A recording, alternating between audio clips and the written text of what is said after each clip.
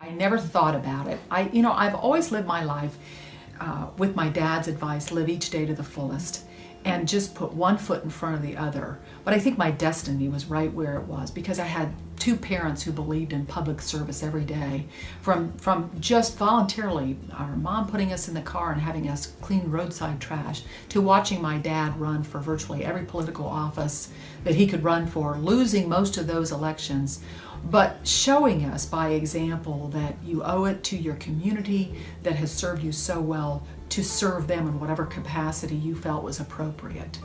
I ran first for mayor in the 80s when our city changed its form of government to a charter form of government. And I think there were 6 candidates running on a nonpartisan basis for that office.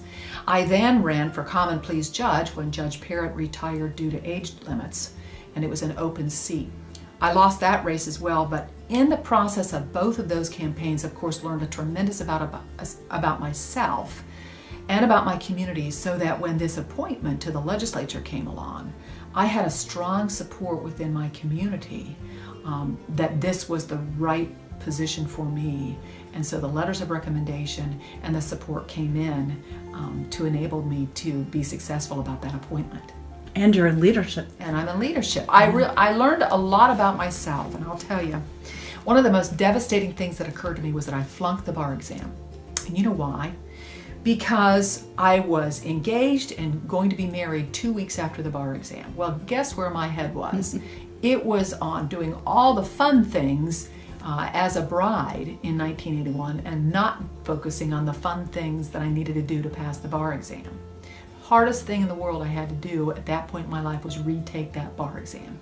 And of course I passed it with flying colors, but it was a lesson to me, a lesson that I carry with me to this day. I do not do well with a divided focus.